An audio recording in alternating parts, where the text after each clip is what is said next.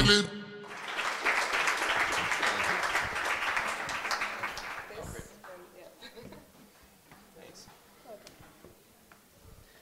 everybody. How are you guys doing today? Pretty good. All right. So that was a much better talk than I think what I'm about to give. That was a great overview. You all have probably a bunch of different types of companies that have different types of needs and whatnot. I only have one data point, one sort of very specific case study, which is GitHub, and so I'll share that anecdotally. Take from it what you will. I have no idea what's going to work in your company, so just, you know, I want to be very clear because I get a lot of people that ask me advice about GitHub stuff, and like I know what we did. I have an idea of what might have driven that to be better or worse at various points, but I have no idea if you can apply that yourself. So I am open to questions. If anybody has any questions at any point, please ask me, because the whole point of this is to give you whatever information you're looking to do. So I also, the name of this talk was designated by the family, so I'm not sure what breaking the codes means exactly. Please don't ask me that. But I put up a culture thing because I kind of had to look it up to get an idea. I have an idea of what culture means for me. I don't know what culture means for you, what's important for you, what you're looking to get out of this talk for your own personal companies, but ideas, customs. It was once told to me that the culture of a company is whatever 50% of the company think that the culture of the company is. And one of the interesting, that was told to me because we were growing so fast at GitHub that one of our VC, one of our board members, told that to us because we thought we knew what the culture of GitHub was. We thought that the culture of GitHub was what the first four sort of co-founders were telling everybody that the culture of GitHub was, but that's never true, right? It's only true if you can convince everybody else that's coming on board that that's what the culture of GitHub is. And you know, at that time, I think we had hired 50% of the company in the last 6 months, right? And so us saying here's what the culture of the company was probably not true, right? It was what the culture of our core group was, and that's not necessarily what somebody that was hired 2 weeks ago thinks. So I'll give you a short history of GitHub so you have some sort of idea of where I'm coming from. So the start of GitHub was a handful of us, right? Tom, I think, had the original idea, recruited Chris, recruited PJ. I came on board a couple months later, and then we didn't hire anybody for a year after that, for the most part. And so it started with 4 open source developers, and I think that this is actually one of the biggest influences in GitHub, and we'll get into kind of what that became of, but it makes a huge difference who starts the company, right? The people that start in the beginning, they set the groundwork for everything that comes later, and like he was saying, it's important how it starts because it's very difficult to fix later. And I think the theme of GitHub is that for open source developer, there were no business people, there were no marketing people, there were nobody that had any history in management. None of us had ever managed anybody. We were all so young, we hated every manager we ever had, and I think that plays into things a lot as well as we grew the company. And it also was, we kind of stumbled into it, right? None of us came into the company to make money. We didn't raise VC for 4 years. It was something that we weren't interested in. None of us thought we would make really even a good living. We wanted to see how long we could kind of, you know, goof around with this side project. And it took off in a way that none of us expected, and nobody in the world probably expected. And even last week with the acquisition announcement, I think everybody was still like, how the fuck did this happen? Including me. So, and we bootstrapped it because there weren't a lot of things that we needed in the company at the time. We needed some hosting. You know, there weren't a lot of costs involved. We had friends in tech that kind of gave us deals on everything. So I think Chris put in $10,000 or something or $5,000 or something to kind of get the company going, and it immediately started making money. And for the first couple months, we just used that money. We all had side jobs, and we just used that money to buy beer on Thursdays, and we'd all go and you know, pay for the beer with the money that we made, you know, in our bank account from the last week of GitHub. And then that grew and grew and grew until we can kind of quit our jobs. And then a year later, it grew big enough so we could hire our first 2 employees, full-time employees after that, and then it just became exponential, right? It got more and more and more. And every time we'd hire an employee, we'd hire them because we had enough money in the bank to hire one more employee, and that was kind of, we didn't have a CFO for 4 years, right? And so we were just making, we had 120 employees before we hired a CFO, which is completely stupid. Don't ever do that. And that was about the time when we raised VC. We hired a CFO because we raised VC, and they were like, you really need a CFO. This is not a good idea. And the VC round, we debated internally a lot. It was a $100 million Series A round, right? And so it was not something that had ever happened. This is why my advice is not valuable, because I don't know how to do any of this. I never actually, when we started raising VC for our new company, I went in to talk to people about seed rounds, and they were like, how do you not know how to do this process? And I was like, I've never raised the seed round before. I've raised a $100 million Series A, so if we're talking about that, then I know how to do it. But it was an open source culture, and so for a long time we didn't have managers, both because we didn't know what the hell managers did, right? We didn't really understand the value of them, having been only on the other side and only as young people. And we came from open source, and we're like, the Linux project doesn't need managers, right? There's like one dude that's sort of in charge of everything. They have sort of captains and stuff, but they're not really managing people. They're just accepting work. And so like, why can't we do it the way that open source does it? And I think that was good for the product, and I think it was bad for the company in the long run. Or maybe it was, you know, maybe it helped cause the growth, and then we had to fix it. It was bad for individuals in the company. It was a really naive way of doing things, and so it's actually unclear whether in the end that's what helped us get to you know, a $7 billion sort of acquisition, or you know, if we had been smarter, we could have done things a lot better. It's hard to say. And then of course, yeah, MS is Microsoft. So I wrote these slides for the first time in PowerPoint. All of a sudden, I'm trying to figure out what Microsoft actually does, I won't give my review of that software. So, culture. There are a couple of things that I think were really key. One is the open source background. We were all open source developers, and you know, there's a lot of really interesting things about open source. There were not a lot of people doing open source in 2008. I mean, there was Linux, there were a lot of big projects, but it wasn't really as mainstream, I think, as GitHub helped make it, right? If that's what happened. But a couple things came out of that I think were really important for the history of our company. One was we liked this idea of this flat organization, right? Of like not having managers. And I think that this became really problematic because it's fine when you're like 8 people and there's like 4 co-founders and then, you know, 4 other employees or something, and everything's flat and people are autonomous and making their own decisions. It's much different when there's 150 employees and there's one management group, which is 4 people, right? Because then everybody else is autonomous. Nobody really knows what they're supposed to be doing or what direction they're supposed to be going, who to talk to, if they're mad about something or if they're upset about something. And everybody's a human being and everybody has feelings, and people like to click, and it's very hard to avoid that if you don't have a good structure to say, I'm worried about this thing, or I'm feeling bad about this thing. How can we deal with this, right? If it is 100 to 4, it's us and them, and things become really difficult. So we had this idea that we would run like an open source company, and we had no managers due to that, and I think that really, really hurt us in the end, right? There are reasons. We try to reinvent everything, but there are things that were invented for good reasons, right? I'm not saying you need to copy what everybody else does, but you should probably understand the reasons that some of these things exist and see, are you, in your new, innovative way, solving the same problem that this crappy thing exists for, right? There are bad managers, so the question is not, the answer is not, let's get rid of managers because there are bad managers. The question should have been, what is the first principles of management? Like, what is the reason for management? And are we solving those same problems in a good way? And then the other thing was remoteness. So our first 10-ish employees, I think, were all in San Francisco. After that, we started hiring people that worked remotely. And over time, it became a majority remote company. I think we're 60 or so %. And remoteness is really interesting because it was by team. So some of our teams were, once you're over sort of 60% remote on a single team, essentially the entire team's remote because you have to do all communication online, right? Before that, it can be us and them, right? Where if it's 10% remote, it's really difficult because the 90% will all talk together and then the 10% will miss out, and it sucks for everybody, or it sucks very specifically for that 10%.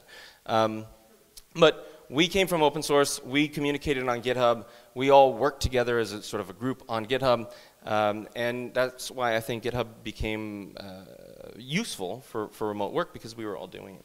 And so, yeah, we would look for open source. We'd look, this is the Django project, for example, sort of a big open source project when we started. And these are where all the contributions come from. So in the end, or by the time I left GitHub, we were 450-ish employees, I think. And it looked somewhat similar to this, right? We had employees in 35 of the 50 US states. We had employees in 20 or 25 countries around the world. And for a 400-person company, that's also a horrible idea, because we have to legally try to employ people and have entities in 20 different countries, and it's really horrible.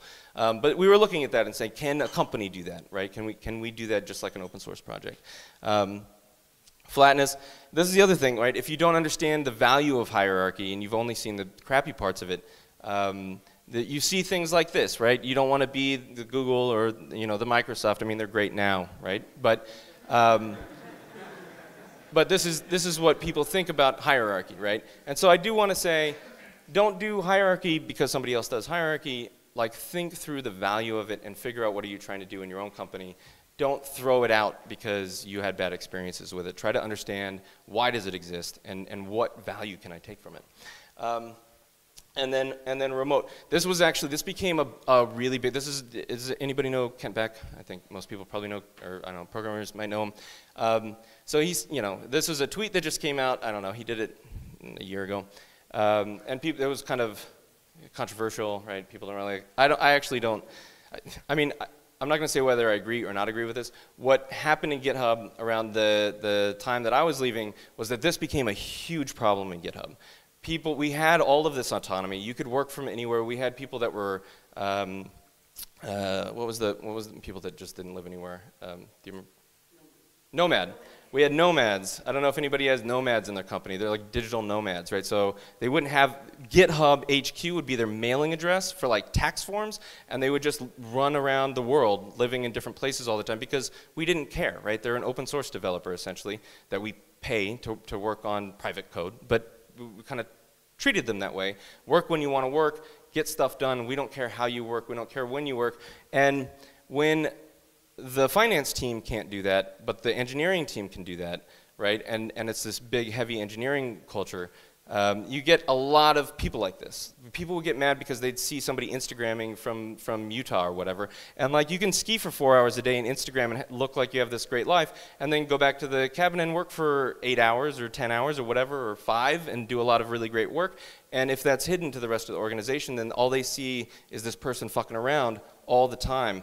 And like, we constantly had to deal with this. Like, if you're not working with that person and all you see is them taking shots skiing in Vail or something, then what are they doing, right? And so I'm not saying that this is true, because I think in most of the cases that we had problems with, it wasn't true, that people were doing great work, but that all they saw was them having vacations when you weren't able to do that for whatever reason, and it was really highly problematic.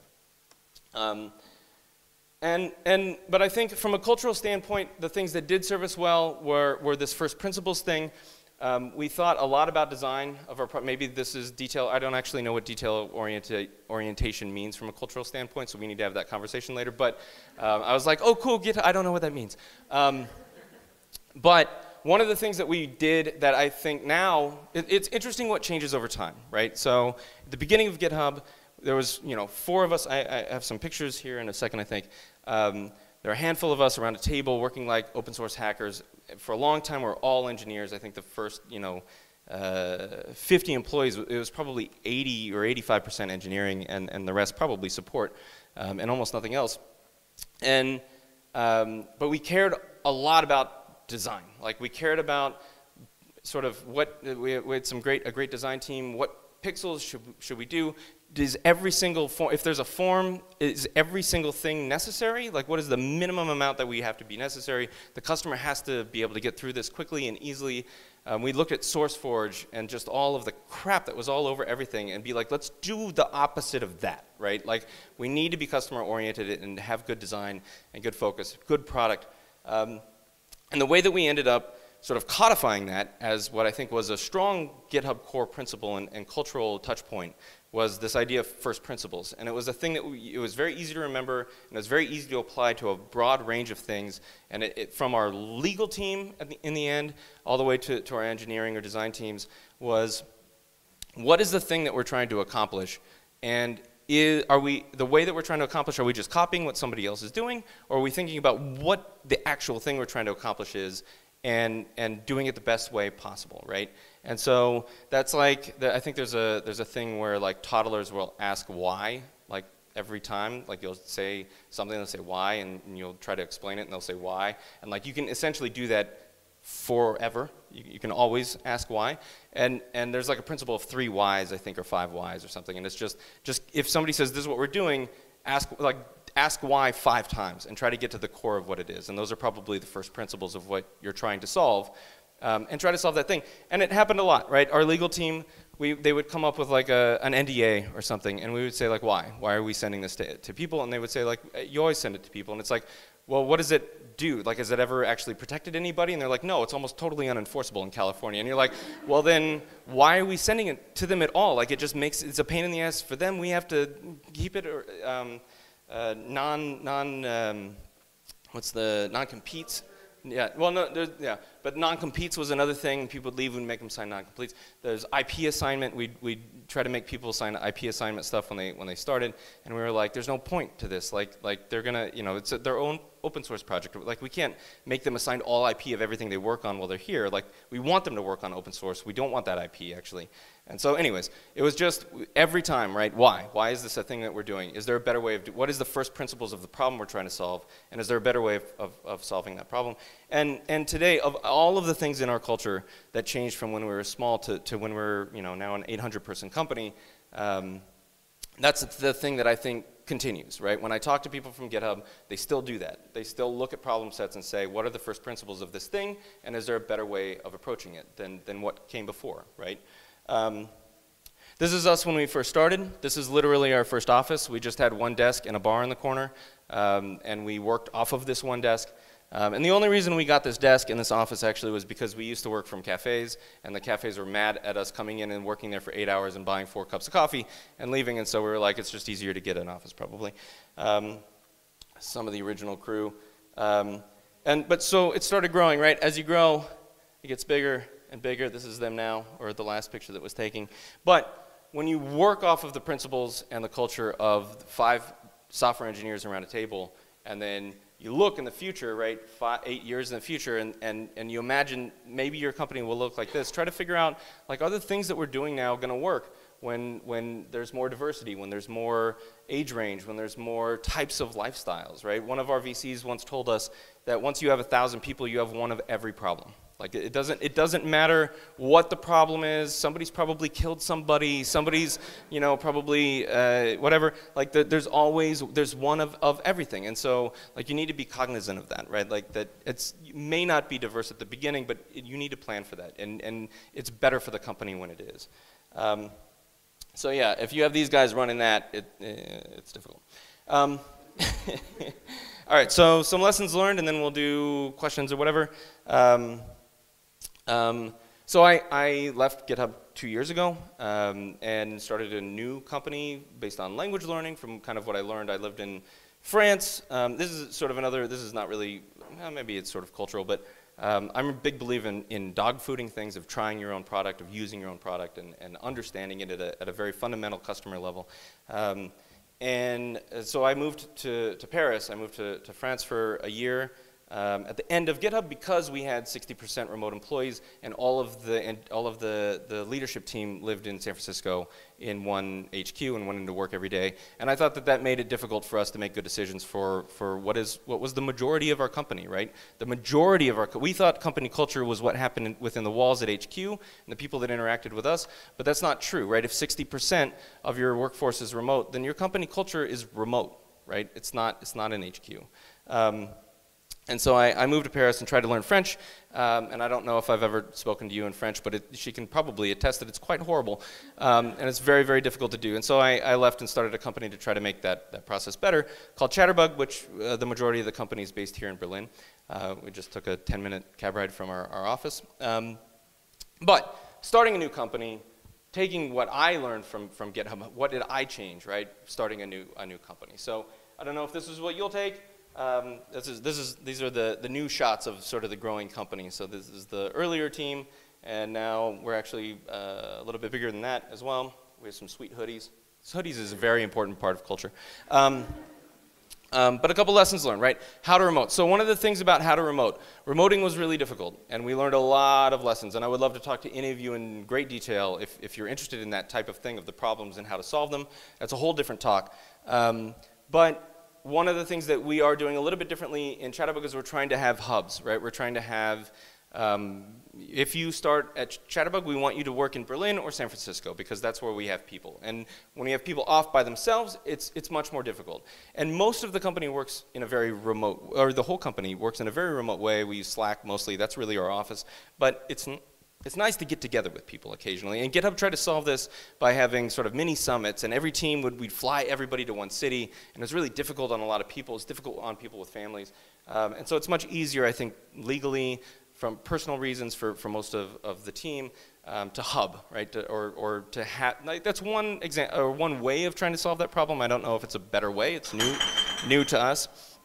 How to hierarchy. So we had no hierarchy at GitHub for a very long time, and it was incredibly painful to install that afterwards, right? Actually, one of the reasons we raised VC at all was because we realized how immature we were for having 150 people that were depending on us, right, of this massive organization, and no real background or understanding of how to manage a company like that. And so we raised VC not because we needed the money, which we argued for a long time. We absolutely did not. We were making lots of money, and we were growing very fast. We raised it because we wanted adults to help us, essentially, right? And so, and I think in the end it was valuable. It helped us become a mature organization, and it helped us. You know, I think honestly that's kind of the reason that I think the Microsoft thing is a good thing as well, is that they are adults. That is, if there's anything you can say about Microsoft, it's a company of adults. But one of the things we took was how to hierarchy, right? And so we're still doing it kind of minimally. You don't want to do too much. You don't want it to be ridiculous. You don't want you know, people to be managers because they want to have power or something. There's a lot of problems with it. You need to be cognizant of that, but it needs to be clear, right? It needs to be clear that you report to one person, that somebody is there to check up on you, that if you're having problems, you can tell it to one person, and it's not anybody. We used to have problems when we were co-founders that people would choose the co-founder that they liked the most and tell them their problems, and that's really problematic as well. How to empathy. Right, so this is another thing that was very difficult. There would be cliques. It was very hard to get people to understand other people, especially when there were so many remote workers and so many different types of teams. And this is not really a solved problem. I don't know how to do this. I fly here every month to try to hang out with everybody and make sure I have relationships with everybody in the company, but that also doesn't scale, right? So this is not a solved problem. This is something we're still trying to figure out. How do we make people understand everybody else in the company, or give them the benefit of the doubt, which is very important. How to work-life balance. This is something that has kind of changed over time. Part of this is different in Chatterbug, I think, lots because I have children now, right? I have 2 kids. I had my first kid soon after I started at GitHub, but it was the first kid at GitHub for a long, long time. And now most of the leadership at Chatterbug has children. It's a very different culture, just that, right? That we're not 25-year-olds, you know, whatever, and you know, drinking all night and things. I mean, we still do that occasionally, but I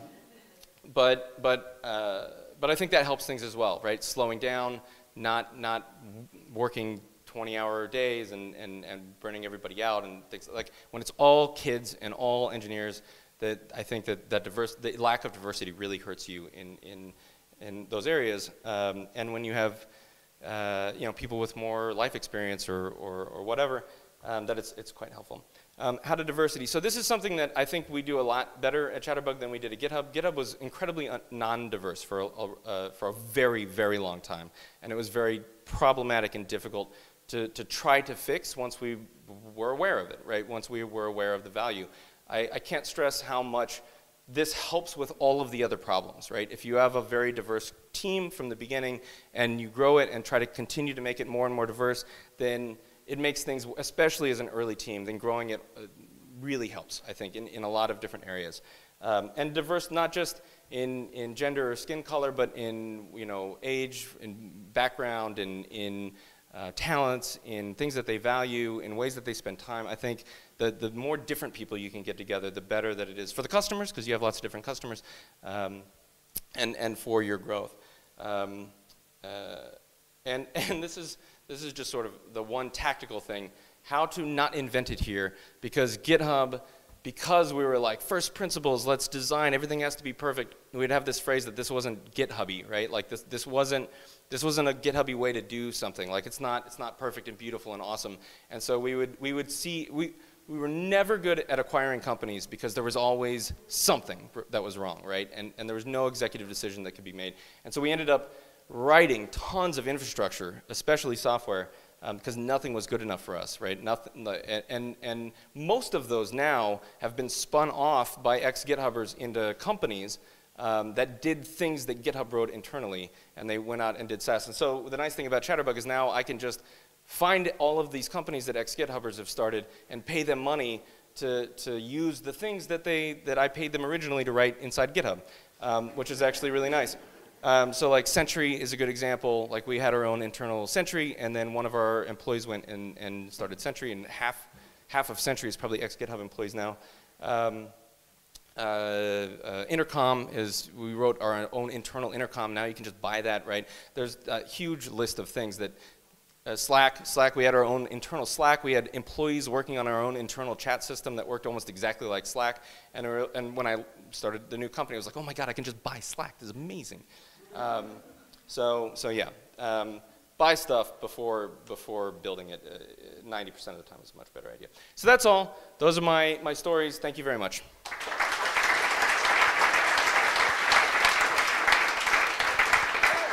How far over? I had a question about, you mentioned a inflection point of growth where 50% of your employees were hired in the last 6 months. Yeah. How do you balance hiring the right people, skill set and culture, versus speed? You just need people. Or is it trial and error and just fire them later?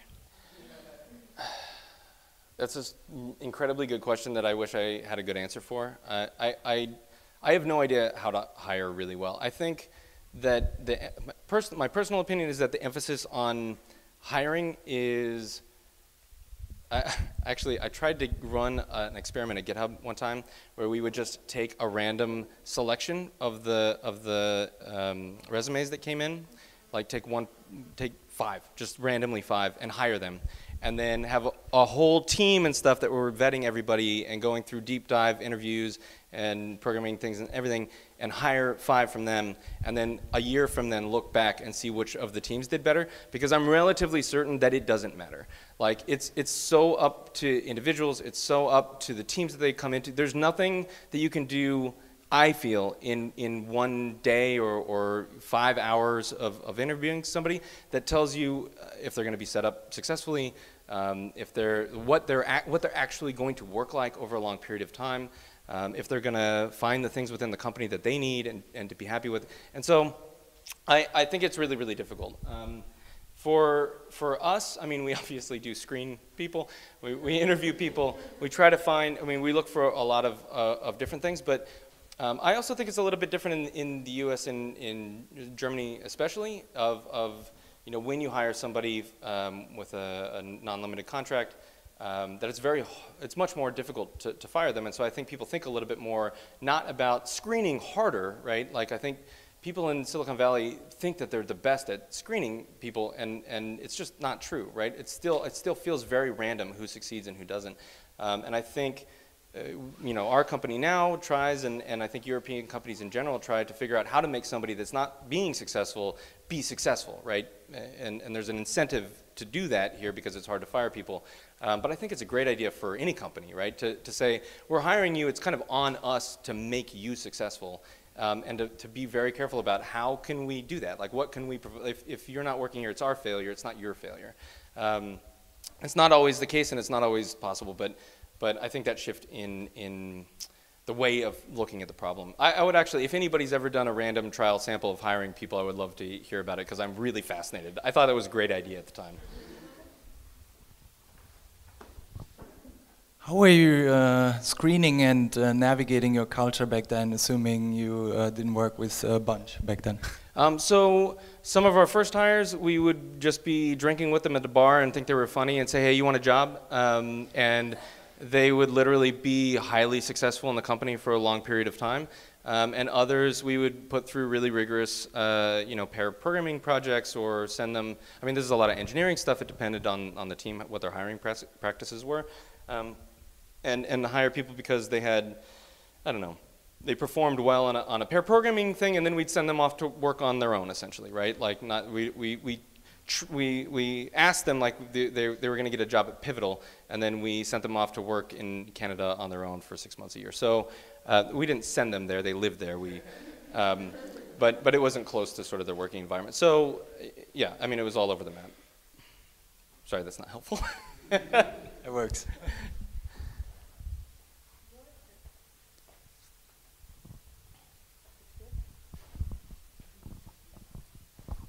Thanks for the talk, Scott. Yeah. I was interested in kind of maybe lessons hard learned at GitHub as well after they switched to more managers, because I think there was a lot of, I mean, it sounded like there was not enough and then there was too much, and then maybe you can kind of give your thoughts on where maybe the middle ground is now. Yeah, well, so actually Liz is probably better at that answer than I would be. Liz is my co-founder at Chatterbug and was the head of communications at GitHub for a long time. And I think was more directly involved in a lot of the management switches. So I would have you talk to her after this. But again, it was, this is a whole separate thing of sort of hiring internally, right? Are the best managers people that have been shown to be good managers, or are the best managers people that are good at the things that they're doing or that they're managing people for doing? And so we hired a lot. We promoted to sort of executive levels. I mean, we were all programming kids that were now, you know, C-level executives of $1 billion company, right? And so we're like, if we can do it, anybody can do it. And so we would take programmers that were very good technically and say, okay, you're now in charge of 12 direct reports, right? And I don't know if you can guess whether that went well or not, but on average it did not, right? We didn't prepare them. The ones that did were ones that we had taken from, you know, that had managed at other large companies before. Our other co-founder, Russell, is a great example of this, who had managed at Amazon and had managed at larger companies and knew how to do it, right? And so he was great at it, but you know, it was just very hit and miss who we ended up choosing. So I think some people loved their managers and had a great relationship and were much happier after the change. And other people, you know, didn't respect their managers for whatever reason, mostly because they didn't know how to manage, and we didn't know how to train them. And so nobody. This is the other thing. When you have this big, flat, you know, meritocracy-based non-hierarchical company, and you hire somebody that's a manager that seems like a boss, and so it seems like if you hire from outside and say, okay, this person who has not grown up in GitHub is now going to be in charge of all of you guys and tell you what to do, then none of those people like that either. And so it was really, really difficult. I think they've worked it out. I think it's much better now, but it took a really, really, really long time.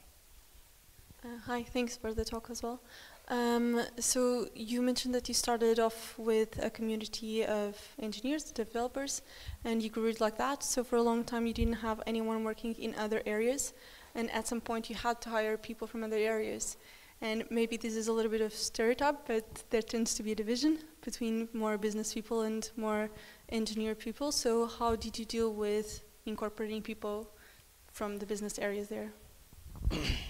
Trial and error. So it depended on the person and the team. I think our legal team, the head of it that we brought in, was very, very good at understanding how to navigate engineers and sort of other cultures in a very understanding way. Our first head of sales, like sales is so much more of a difficult problem. Like we were a couple hundred people before we hired our first salesperson, right? Because we just never needed to do it, and we were very hesitant to do. It was one of the things that I think the Andreessen Horowitz guys hated the most about us, was that they were like, you need to, if you hire one salesperson, you'll make so much more money. And we're like, fuck salespeople. And our first sales guy, well, I don't want to go into specifics, did not work out as well. Our next sales guy, I don't even know what that there was a difference in the screening process, right? I was involved in screening both of them. I thought that the first one would work out well. I hoped that the second one would work out well, and the second one is phenomenal. Like he has been really, really good for a long time, and he figured out how to sort of bridge cultures. And so it's the other thing. Like I don't really know. I think it's dependent on the leaders. It's dependent on the people that you choose for those roles, that they can understand it. I don't know how to screen for it. Like I don't know how to make sure it. And yeah, it's unfortunate. I'm sorry. I feel like this is not helpful answers. Hi, thanks for the talk, Scott. You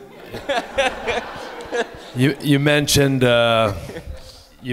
that you're trying to personally connect with each Chatterbug employee. Yeah. So is it an attempt to build empathy or to deliberately kind of create culture? Can you give some examples of other things you're doing to intentionally influence or build the culture for the future? Yeah. So I mean, we do a lot of events, right? I try to get to know people on a personal level a little bit, both to build empathy and also to be, I think, relatable personally. This is a weirder problem, but being like a co-founder of GitHub, especially now, right? Like we went to CBIT and they're like, so what, you're a billionaire? Or like what's, like everybody cares about the acquisition and about, there is this thing, right? Especially the engineers that we hire in this company, I think it's hard to not be the GitHub guy, and this is only my problem. I mean, not, anyways. But so a lot of it is kind of like it's fun for me, anyways. Like they're all great people, and so I enjoy it. Other things, I think it's trying to fly out here to spend time is a thing that, because we have all of the co-founders, it has sort of turned out we have all the co-founders in one city, and then most of the rest of the company in Berlin. I live in Berkeley, and that has come about because we're on a startup budget. Like it's much less expensive to hire people here. Everybody here is great. It's much easier to hire a big diverse group of people here than it is in San Francisco, which has kind of priced out diversity, unfortunately. And so yeah, a lot of it is that, just showing that I care enough to come out and spend time and do that in addition to enjoying doing it. Yeah, I wish I should come up with other examples.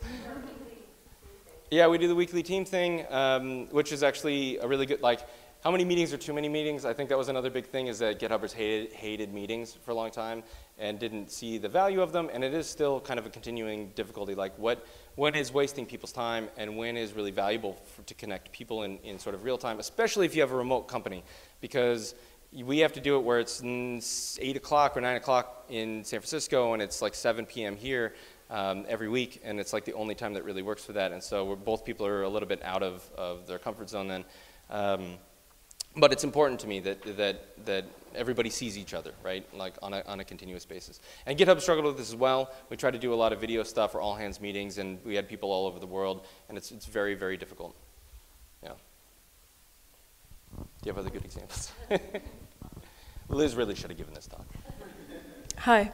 I got curious at the point you told that you want to make a lot of stuff perfect, so you try to do something else than Slack, and now you use Slack. So on the one hand you organize a core team, but on the other hand you organize a tutor team as well. So my question would be why you use your own systems rather than Skype for the tutor lessons? Yeah, so I mean that's a great question. It's because we have, in our language learning thing, it connects students and tutors, and we do it with WebRTC video. And the reason for that was because I used Skype for my own personal language learning, and I hated everything about it.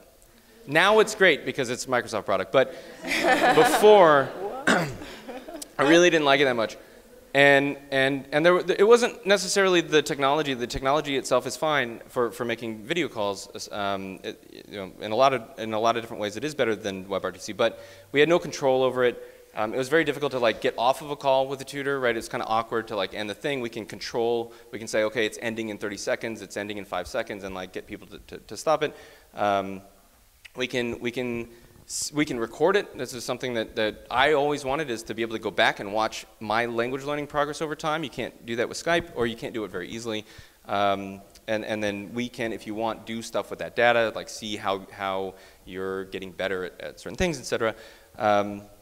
It was just control, really, right? It was that we didn't own that if Skype has problems, we can't really troubleshoot them very well, right? It was really more of a customer service thing, because our customers are using that. For the other ones, it's all of our employees that are like. I'm talking more about internal tools, right? If you're a product-focused company and you're outsourcing a piece of the product to another company, then it means you lose control of being able to make that perfect for the customer. For your own employees, I think it's a little bit different. There can be training involved. It's an easier problem. Any more? I want to. Yeah. Hi. Thanks for the talk as well. I have a quick question. Having founded a company and having lessons learned, and then going again and starting another one, if you could give us, say, an insight in the 2 things that you thought, okay, this worked really super well, and I have to get out the gate with these 2 things as I start another company, and the 2 things that you said, you know what, never, ever, ever again in life. What are the 2 most positive and the 2 most negative? Wow, that's a really specific question. So number 1 thing I think is use your own product. So that was a thing, like both GitHub and Chatterbug I did because it was a pain that I felt in my life, like it was a thing I wanted to exist that did not exist, or was really crappy. You know, trying to learn a language is really difficult for lots of different reasons. I tried everything. I did Alliance Française classes and live tutors and italki and Duolingo and Memrise and all of that stuff. And it was very, very difficult, right? And so it was a thing that if I could have bought it, I would have bought it. And I spent a lot of money on it over time. GitHub, I think, was very similar. Like, we were open source programmers. We really wanted this thing to exist. It did not exist. And so we built it as a side project so that it existed. And so I think that's and I used it every day. I still pay GitHub $7 a month. I use it every day, probably. I log into our Chatterbug account for GitHub. We pay them independently. I still feel like it's a really great product. And so I'm proud of that. But I use it every day, right? I always know how to use the product. And Chatterbug's the same thing. I take language lessons every day, or not every day. I've taken language lessons consistently for 2 years now, helping grow the product. I understand what it is to be a customer of the product. And I think that's the most important thing. I think that just to give an example, right? If you have a language learning company where the CEO is not learning a language, then it's not a language learning. Like they need to care about the product. Like, I want everybody in my company to be learning a language, and if we don't offer it, we pay for them to take it somewhere else so that they understand what it is to learn a new language. I think it's very, very core important for me. And GitHub was the same thing. We made everyone use GitHub, even non-programmers. We made all the lawyers do all of the work on the NDA that we were going to make everybody sign in Markdown on GitHub and send pull requests and work within the system. And so I think dogfooding is the #1 most important thing to do. Care about the product that you're building. I really don't like it when I talk to entrepreneurs. It's not that they're not nice people, but they're in it to make money, not to see something that didn't exist, right? They're in it to make money, and so they take, dog food on the blockchain. They're like, this doesn't exist yet. It's going to be amazing. And it's like, do you care? Do you have a fucking dog? And like you need to care about this thing existing, right? And a lot of times it doesn't happen. And so that's the #1 thing, right? Care about your product, use your own product, from the CEO down. Like, it needs to be at the top levels. That was a really long answer, so I'll stop there. Yeah, #1 thing not to do, I would say, I think we paid a lot of attention in GitHub to individuals that were high performing that ended up being toxic, I think, to the organization later on, right? And we would kind of put up with it because they were high performing, or we would take their opinions very seriously because they were high performing. I think you can always solve a problem. If somebody says, I have a problem with this person, you can go and talk to that person, and you can talk to other people about that problem and learn about it I think what we did too often was take one person's opinion of it. Especially at the end of GitHub, I heard a lot of people are saying, right, or like I've heard or whatever. And I think it's more important to talk to people and just ask what everybody's story is, right? I mean, my parents were divorced. I'm very familiar with there's always another side of the story, right? There's something that they're leaving out, and there's something that they're emphasizing in a way to make their story sound better to you. But you can love both parents, right? you can love both employees. It's completely doable. And so yeah, I think I mean that kind of goes to the empathy, right? Just you know, no matter what the position is, no matter who the person is, talk to people and try to figure out what's really happening and how to make, you know, how to compromise, how to make everybody happy. Cool, thank you. Oh, sorry, go ahead. No, I thought it was a perfect end note for some reason. No, go ahead. No, you're looking for no. I'm done. Thank you. Thank you very much.